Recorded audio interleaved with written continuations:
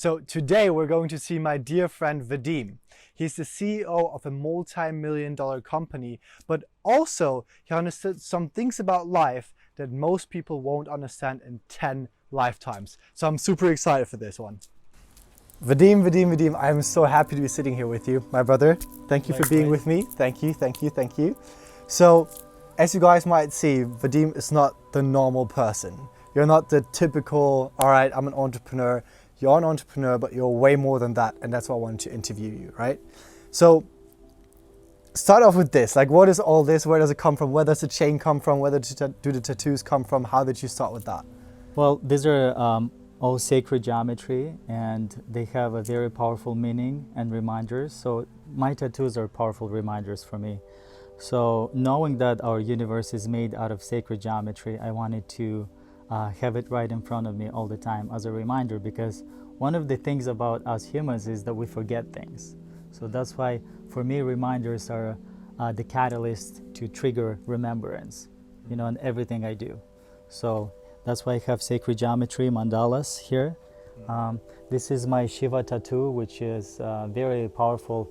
I can tell you the story if you'd like. Go ahead, tell us. So I was going through Andrew Jones' art. If you know who Andrew Jones is, he's one of the best visionary artists. And I saw this art. I was like, whoa, this is so powerful. It just spoke to me. I saw myself in this art, and I was like, I have to get it tattooed. So I found this Korean artist. I get a ticket to South Korea, and long story short, after I got the Shiva part done, I come to my hotel and I see 3 or 4 different people making posts on Facebook wall about Shiva. I was like, what's going on? You know, I looked it up, and it was Shiva's celebration date. On that day you got the tattoo? On that day, but here's the thing, I had no idea No who way. Shiva was until I got the tattoo, which was on his celebration day. No way. Yeah, so it's very powerful. One of the best synchronicities ever. So that was meant to be there for, so you didn't even know what you were I getting? had no idea who Shiva was, and this is the universe on top, and Merkaba, which all the things are made, and Shiva represented the destroyer of the universe. Transforming in order to transform something, you have to destroy it. So here's the universe. So everything was based on intuition. Yeah. That's so beautiful. they're powerful synchronicity. So when you're talking about remembering things, like when I talk about remembering things, I always go back to my childhood for myself, because that's where a lot of my power lays. Remembering how my parents fought a lot, how my mother and we escaped my dad for a time, and then I grew up with my mom alone, and that is basically what made me so powerful, like looking back. So what was it for you like to grow up? How was your childhood? My childhood was very unusual. My dad left my family when I was very young, 8 years old, and my mom had to work 2 jobs, 3 sometimes, to just provide for 2 little boys that were very ambitious. And that triggered a lot in myself to start seeking for a better life since I was very young. And there was like a few things I fell in love with, which was sport, music, beautiful girls, and wisdom. Yeah. So I was obsessed with those things, and yeah, it's like if there was sport, I would just play soccer or like try everything, because it got me into the flow state. And of course I didn't know what flow state is, or you know, it's like music, it gets you into the flow state and you forget about time, because all these things, they do something for us. It's like a meditation state. It's concentration. You develop all these skills. That's why you're attracted to certain hobbies when you're young, because they develop these powerful tools that we, you know, call concentration and meditation, and visualize things, imagine things, create things through our writing and, you know, poetry and all that stuff. So yeah. Interesting. So when you were saying music, we all know you're a very, very good musician. Tell us a bit about that. Well, I fell in love with music when I saw a guy playing the guitar, and I was like, whoa, this is so amazing. I want to learn how to play the guitar. And within 3 short months, I learned everything he knew. And I started writing songs, and music became such a powerful tool in my life. I was very introvert, and I could never really speak my truth to other people because the family situation, you know, dad left us and it was very hard, and my music was my channel of expression. Right. All the emotions were coming out through music. I was writing songs, and everything was just cleansing me. You know, when I would play a song, that was my meditation. That was Right. my cleansing time. That was my purification time to get closer to myself. So that's why music was my healer. Music was my teacher, because I would wake up early in the morning and I would play the guitar before going to school. So music taught me a lot of things. So it's basically just you and your guitar being still. Yes, yes. So you were talking about that flow state. What is it like for you to be in flow? What does it mean to you? What is flow? Flow for me is to unify your brain with your heart. Because a lot of times our brain wants one thing and our heart wants something else. So when you unify these two, they become one. You're in a flow state. You are just tapping into that higher self version of yourself. You know, so imagine you a million years ahead, right? So you're tapping into your future self and bringing wisdom, bringing healing to your present self. So that's the flow state, and you can connect to you know, your spirit guides, to ascended masters, or to just, you know, inspiration, whatever that means for you. So flow state is one of the superpowers every single one of us has inside of us. So you say finding in that, like going into that flow state, you go through meditation, music, or whatever hobby it is for you that makes you happy and passionate. Exactly. So as long as you manage to disconnect from the illusion of time, you know, when you do something and you just forget about time, so that forgetfulness puts you in the flow state, and you don't even know how much time has passed when you're doing something with your heart. You know, when you're in the flow state. It's through meditation. Meditation is not only when you close your eyes. Meditation could be a day-to-day life. When you're like we're talking right now, imagine this as a meditation. So you're talking to a version of yourself, and there's nothing else but reflections you. of ourselves. Exactly. So having experienced a pretty rough divorce of my parents at a very young age, I have to say, like, it was very tough. Seeing the people that you love the most fighting really upsets you as a small child, and it can really influence the path of your whole entire life. So talking to Vadim, he will now become very vulnerable and share something he hasn't shared with many people. Yes. So you were talking about forgetfulness. So I can assume that you had a very hard time with your father leaving you when you were young. So what I discovered for myself, I had huge issues being able to receive and give love after I've seen with my parents what happened. So how did that change for you? Because now you're a bit older than me, and you've gone through things. How are you able to now give and receive love? And how do you do that? How do you practice that? Yes.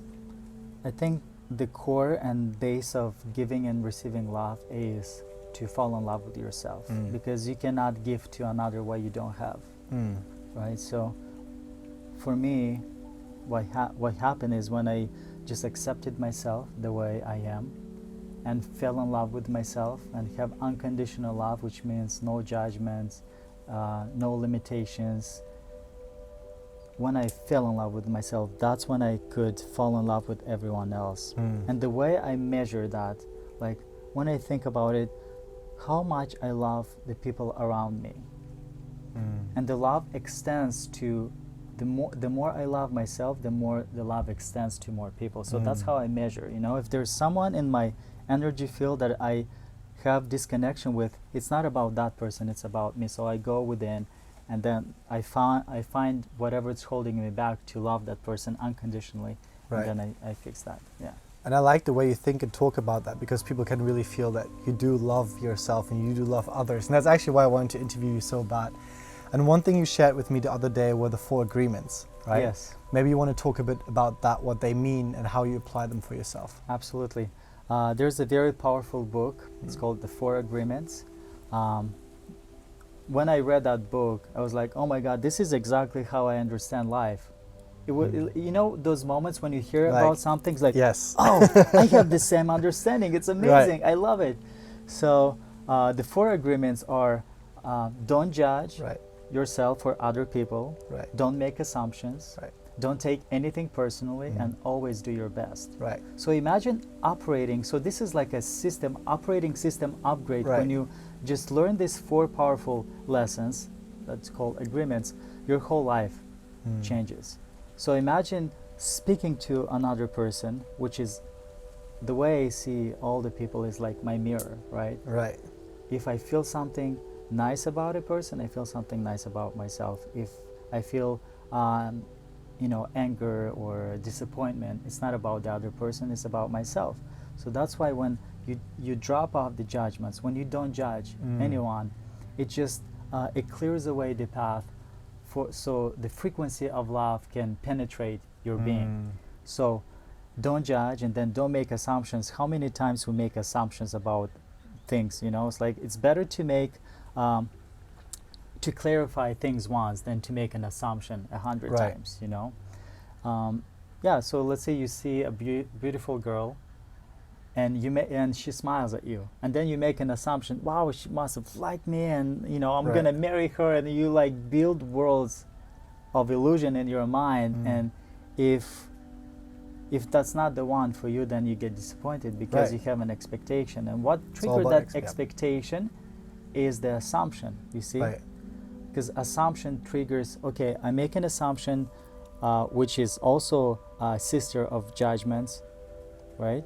And then you have expectations, and if your expectations are not met, then you get disappointed. When you get disappointed, you get hurt. When you get hurt, you have pain, and if you don't deal with your pain, it turns into suffering. That's why Right. suffering is a choice. So it's a chain of events. Right. Yeah. And it all starts with making assumptions about Exactly. others and ourselves. Yeah, exactly.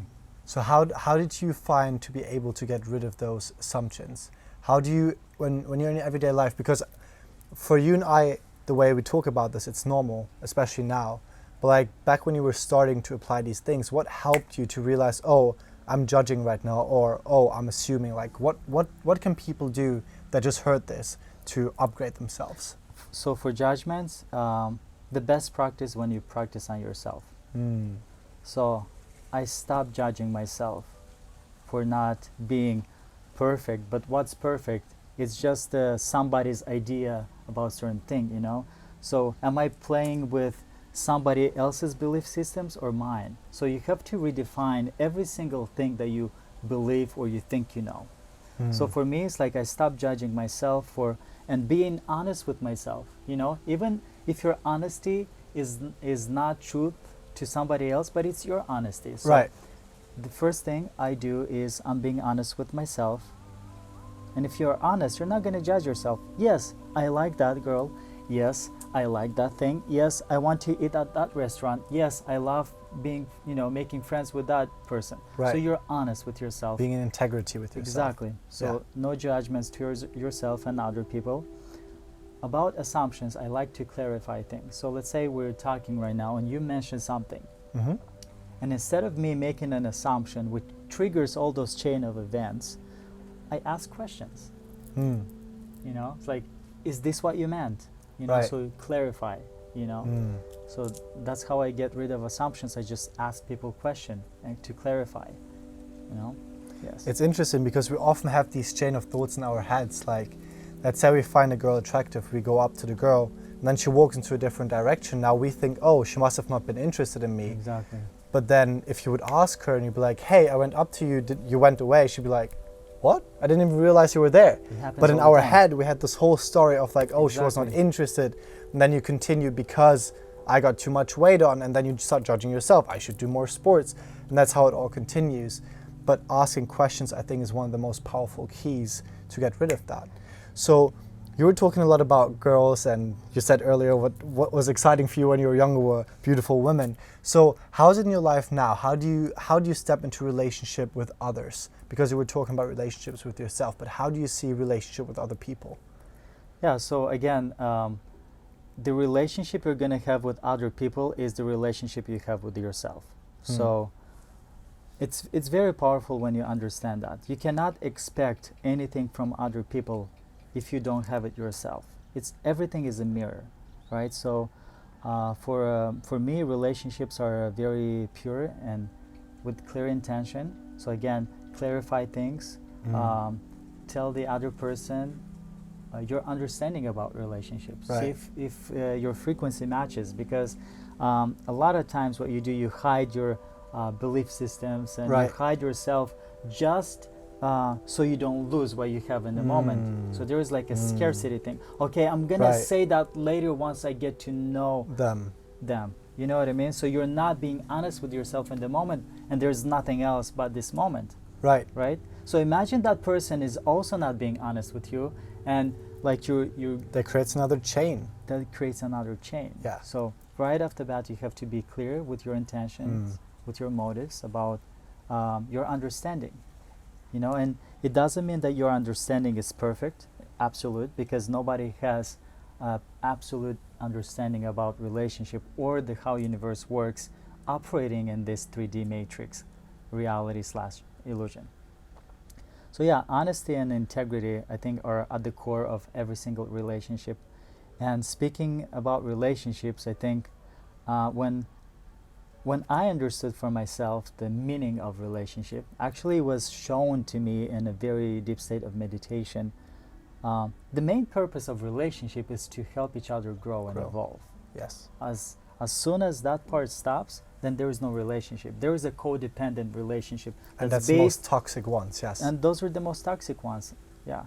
So people are poisoning each other with lies, with restrictions that are based on rules and limitations, which are based on fear. So people are living in a relationship that's the opposite of what love is. You know? And if ever anyone is in one of those relationships, or you're listening to this right now and you're feeling this, it's that time and where you should just go. Yeah, exactly. And leave. Don't be with people because you have to, but because you want to. You know. Right. Again, it's the honesty, and a lot of times it's very challenging to make those shifts because we're getting so attached to things.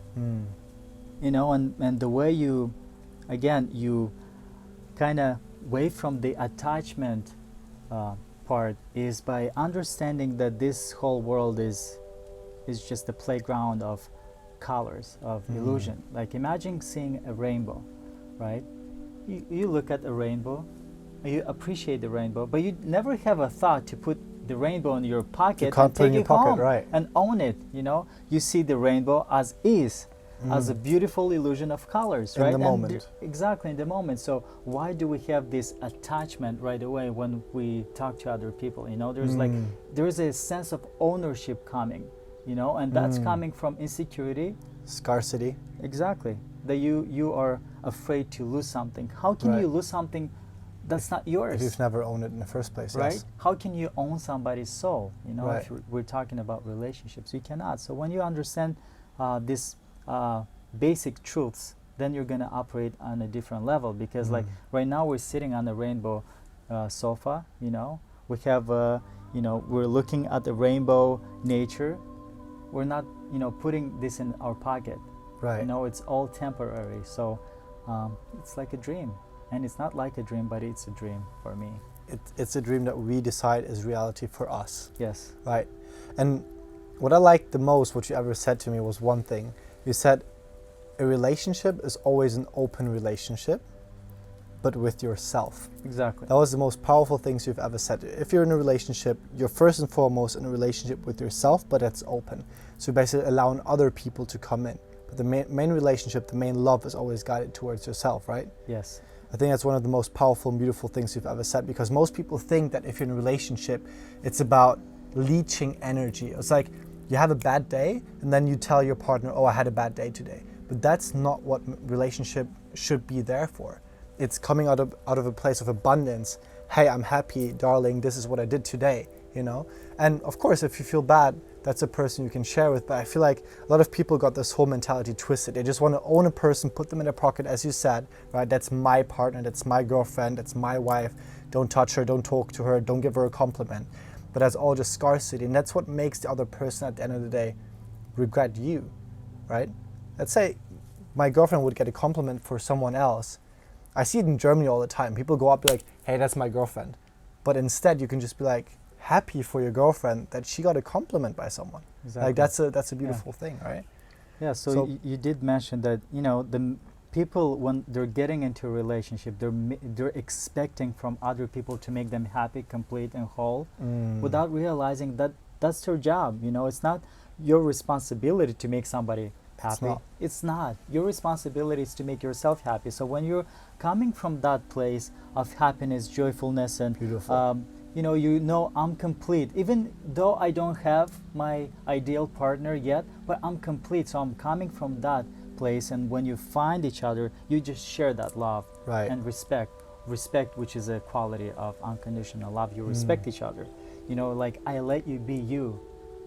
That's it. This is the most beautiful gift compliment you can give to another. I let you be you, and I trust you. Whatever you decide in life, it's for your highest good. Right. I want to extend that thought, because you said making yourself happy is the goal, not only regarding your partner, but also regarding your parents and your friends. Because a lot of people that want to just make their parents happy, I'm being an entrepreneur because my parents want me to, or becoming a doctor, a lawyer, whatever. But it's really about looking inside into the seventh direction, what I call it, right? And seeing what excites me, what makes me happy. And the people that truly love you, they will love you regardless of what you do, as long as you're happy, right? Now, I can sense that you've gained a lot of knowledge and spirituality around those topics, but how did the spiritual journey, let's say it, start for you? It started since I was very young, looking for answers, and I was very eager to know about spirituality, God. I got into religion. I was very religious when I was a teenager, because I was in that environment where, you know, where a lot of religious people were. So I would read the Bible every day. I would pray, and I would just ask God for wisdom, you know, and that's all I, you know, could do. And then later in life, I started experimenting with more ideas, and what helped me is being open. You know, it's like I made a decision to be in an open relationship with my belief systems. You know, because once you have a belief system, it's very hard to bring new information, which can change your life. Right. But what belief system does, whenever you hear something new, it rejects it right off the bat, right? That's like what the number one thing about belief systems. So what I did is, okay, I'm going to be open to information. And it doesn't mean that I'm going to receive it as my truth. I'm going to entertain it. You know, it's like I'm going to be open with myself and with my belief systems. And then at the end of the day, choose what serves me and what doesn't serve me, you know. So there's like I made a huge shift about how I think about things, you know. I threw away the sayings right versus wrong, good versus bad, and replaced them with, does this serve me or does it not? You know, so once you replace that part and you receive a new information, I think, does this serve me? Is this for my highest good or not? Because once you think in terms of right versus wrong, it puts you in a box of rules that somebody else made for you, not even yours. It could be your parents, it could be your teachers, ancestors for hundreds and thousands of years. You know, once you say, is this right or wrong, you're bound to somebody else's rules, and they might not even serve you. You know, so this is a very big program to break free from. And it's not even, it's also against the four agreements. And no judgment. Exactly. It's judging an idea that's coming in. Exactly. So once you overcome that part and just think, does this serve me or does it not? Then you just make decisions on a more holistic level that are in alignment with yourself. Yeah, not somebody else. And then you get to make your own rules, because you realize that you are God having a human experience. So you get to create your life. You get to rule the kingdom of your mind. A lot of people listening will probably have a problem with that, but I love what you're saying, because we are gods. Human are gods. We are all gods. The biggest illusion that was sold to humanity is the illusion that we are separate from God. Which we are not. We cannot be separate from God. God cannot be separate from us. We're just having a temporary human experience. You know, like a low tide doesn't make the ocean have less water. It's the same thing. A human experience doesn't make a human less of a God, you know? That's beautiful. Yeah, and powerful. Yeah. Because once we realize that we are gods, we can create our own Exactly. realities We again. take our power back. Right. Yeah. Otherwise, and we've talked about this in another interview, we become the victim. We're not the creator, we're the victim, you know? We are playing the game of two main frequencies. Right. The frequency of fear and the frequency of love. So it's very easy, once you awaken to this truth, it's very easy to see what you're playing, what game you're playing. The game of whatever experiences you have, are they playing on the spectrum of fear or on the spectrum of frequency of love?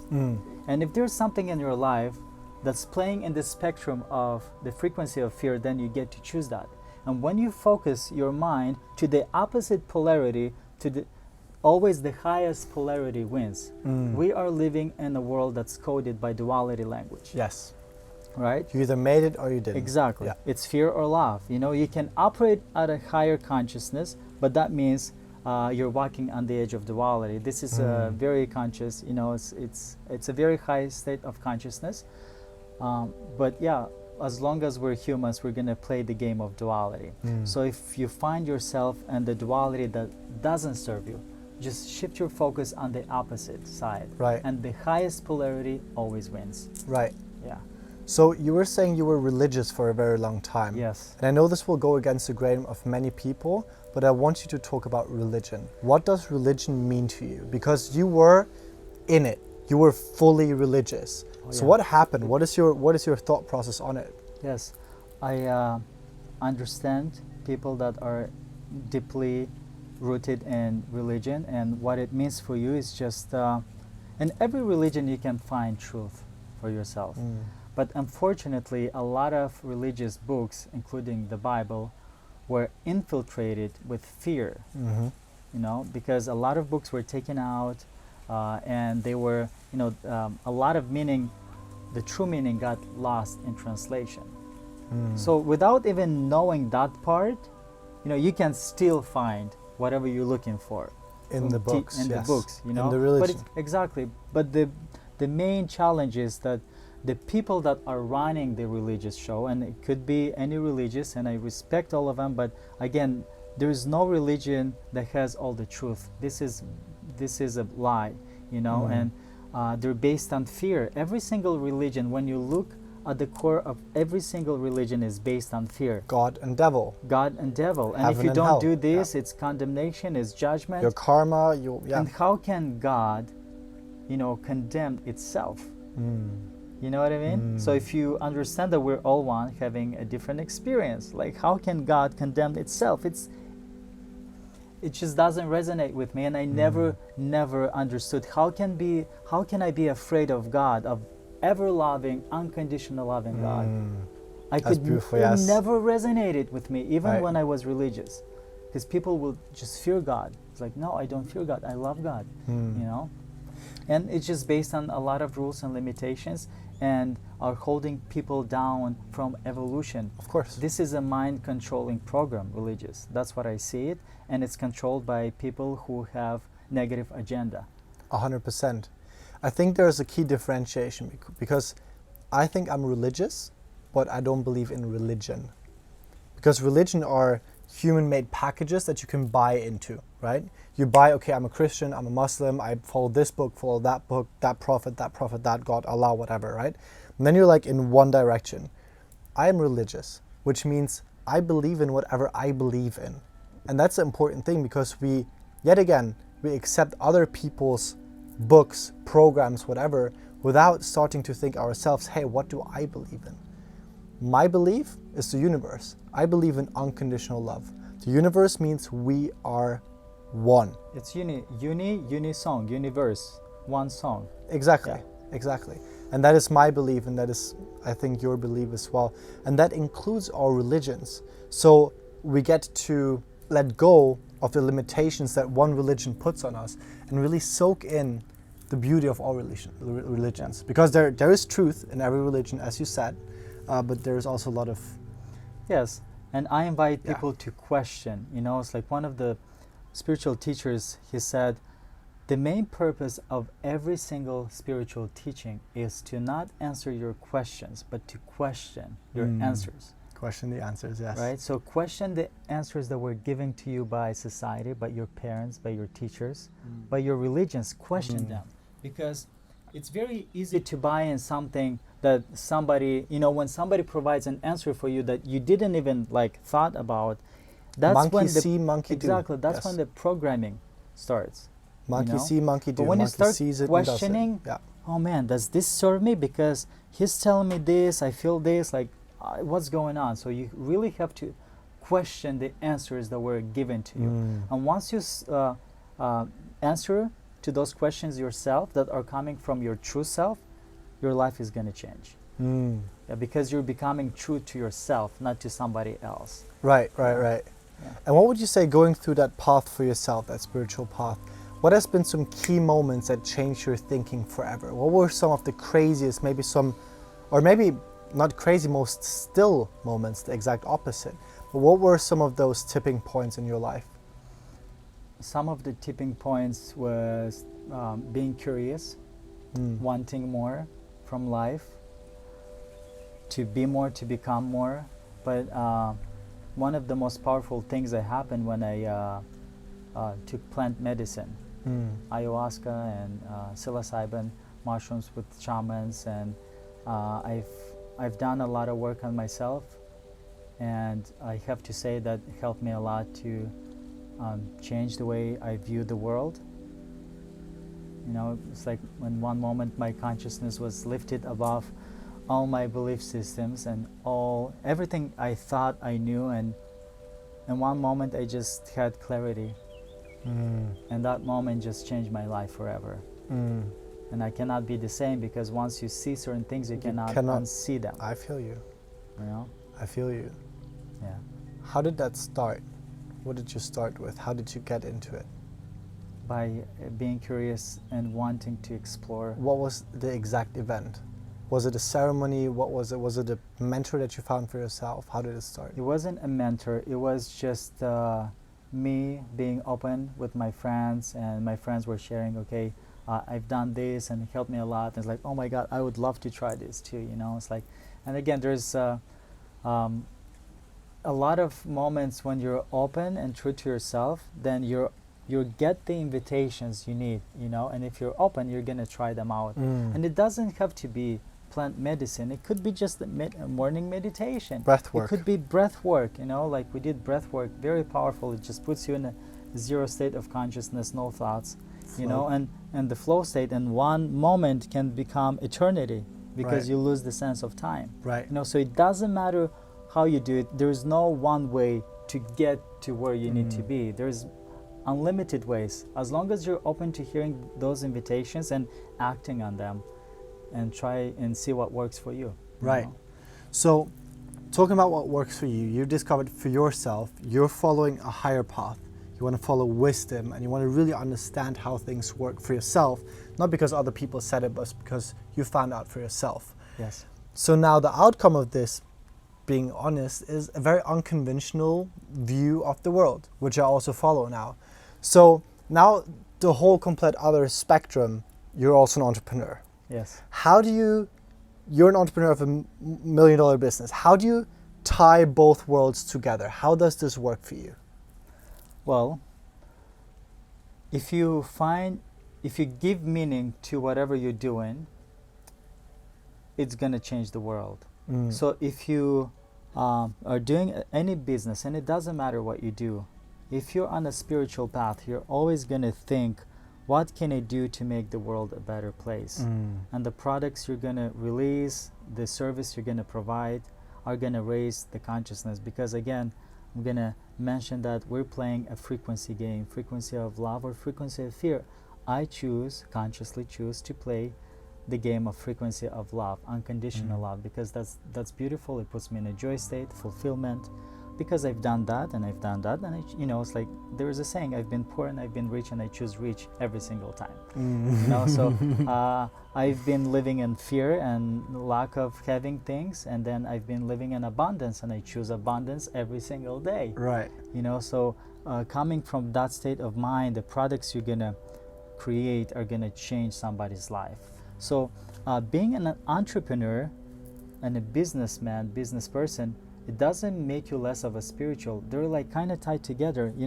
I found for myself 7 freedoms to self-mastery. So those 7 freedoms are freedom of money, freedom of location, freedom of time, freedom of purpose, freedom of relationships, freedom of health, and freedom of evolution. So once you unlock the freedom of money, you unlock 2 other freedoms, which are freedom of time and freedom of location. Once you unlock the freedom of time, you unlock the freedom of purpose. You get to explore what you like, what you don't like. Once you unlock the freedom of purpose, there's health and everything. So it's once you master those 7 freedoms, your life gets to the mastery level. Now you become the dream master of your life. And that's beautiful, because with you, for most people, their end goal is to be rich. But it's funny because money, as we just saw, it's the beginning. It's just a stepping stone to other things. It's just a tool. To have time, location, purpose, relationship. Yes. That's beautiful. Yes. And I see a lot of spiritual people that are broke. Oh, yeah. And it's like, I don't want to be like that. It's like, you're spiritual. Okay, why can't you manifest abundance in your life? Show me. Because for me, the results are the best critic of your life. That's a beautiful Nobody sentence you told me. else can critic yourself. Look, when you look at your results, it's the mirror of your thoughts. If you see something you don't like in your life, change it. This is your mirror of your thoughts. It's so beautiful when you understand this, right? And if you see the results that you like, it's like, oh yes, I like myself. I like having abundance. I like having this. Right. So that's how I analyze myself. I look at the results in the eye, and I see the reflection of my thoughts. Do I like this or do I not like this? Yes. And then take it from there. Yeah. Has it changed on how you meet people, treat people also in business? Absolutely. Yeah? Yes. Again, when you change the relationship you have with yourself, the relationship you have with others is going to be exactly the same. That's why when you find yourself in a vulnerable state around other people, that's when you see the deepest truth, what's going on inside yourself and other people. That's true. So how you master that is by being yourself, meditating, and cleansing yourself from old belief systems and the programs that don't serve you. And once you get together with other people, again, you drop the judgment, you drop the assumptions, and you don't take anything personally, and you always do your best. So I know that a lot of people, right, they aspire to be more conscious. So let's say you're running an agency right now or a company, and you're realizing, okay, this spiritual path sounds interesting to me. But then people get scared, of course, scared of change. They don't want to lose people that are in their life, right? Let's say if you get more spiritual, you do ayahuasca, like I did as well. It's what you said. Once you see certain things, you can never go back. Yeah. It's just a thing. You cannot go back. Like, it's like you can't explain it, but it's there. It's like the air. Like, imagine you would have to explain air to someone that doesn't know what air is. Like, you can't. It's just, there is air, we breathe it, but it's just there. So to someone like this, what advice would you tell them that are thinking about letting that side out of themselves? What would you tell them? There's nothing worse in your life when you regret something, so imagine yourself at the end of your lifetime and looking back at your life and see the things that you would have done and you regret. I think that's the worst thing that can happen. If, I would try to do anything to make my life amazing, anything, because I never want to regret something I had a chance to do and I didn't do it. Starting a business, it's okay, you're gonna fail, it's a part of the process, but you're gonna make it if you're gonna keep doing it, So for me, it's like trying things, not being afraid, because fear always holds you down. Focus on abundance and do the thing you want to achieve until you become it. You must become what you want to experience. This is my very deep truth I understand. In order to achieve something in your life, you have to become it. If you want to become, so if you talk about from the God source level, think about the pure consciousness. The pure consciousness wants to become the universe. So it creates the universe and it becomes the universe. It experiences itself as the universe, and then the stars, star systems, planets, then humans. You become a human, then you have the experience of being a human. You become wealth and abundance in your thoughts, then you experience it. Person. You know what I mean? So you always have to keep this thought in your mind. I must become what I want to experience. And becoming is always from a state of mind. That's so beautiful, man. I just wish that more people could understand and live this. But it starts with the mind, right? Everything starts with the mind. There's nothing else but the mind, but the consciousness. I wish people could see how happy it really makes me to speak to you, Vadim. It's nice because a lot of entrepreneurs, especially nowadays, there's so much in their hustle 24/7, or we need to make money, be cool on social media. So I really appreciate entrepreneurs like you that are more conscious and they're more guided towards, hey, what makes me happy? Because one of the things that you told me, and that's very honest and brutal, is you made more money in the past, but you decided to make it a little bit less to now have more freedom, which I think is amazing, which goes against all the rules that people like Gary Vaynerchuk would say, like hustle 24/7, do that. Yeah, I'm not aligning with that part. You can hustle 24/7 and then you find yourself at 70 years old, it's like, what do you value the most, And I value experiences and the love I share, because at the end of the day, the only thing you can take with you is the love you share. That's the highest frequency. That's the potent currency of our humanity, is the frequency of love. Right. And the play that most people, the game that most people play is they sacrifice the first 40 years of their life. They sacrifice their health to make money. And then after 40 years, they realize, oh wait, I got sick. And then they want to sacrifice their money to get their health back. But the issue is that doesn't work. You can't buy it back. Exactly. So the right way to live it, in my opinion, I think also in yours, is to be conscious as we go on this process. Like, ask ourselves the questions, am I acting out of love or am I acting out of fear? Beautiful things that you've said. Also not to judge people, to make no assumptions, right? Two of the most important things. Also not to take things personal, because that's something that happens really quickly, especially as entrepreneurs, right? Oh, this sale didn't go through. You're taking it personal. Then people get depressed, and then you get into this vicious negative loop where you end up starting as an entrepreneur, super excited, but then you end up as a person that's just unhappy, right? So thank you so much for sharing. Of course. I really appreciate that. Is there anything else that you want to say? No, I feel like we can talk forever. It's my favorite We topic. can, and that's what we do. That's what we do off camera too. It's literally like my favorite topic, and whenever I meet people like you, my heart is happy because I can talk about things I love the most. Right. And thank you so much for this opportunity. You're such an amazing friend. Thank you so much, brother. I wish you all the best with your show and finding the people that align with your mission. Thank you. And we'll put your details underneath the video if you want to put it in there. Sure. And thank you guys so much for listening. Thank you. This was awesome, brother. Thank you. Dude, I told you, right? He has a lot of... One of the biggest things that I learned from Vadim is the fact that we shouldn't only be in open relationships with ourselves, but also with our belief systems. Because only if we stay open for new information, we're able to attain wisdom. So my question for you guys is, what makes you happy?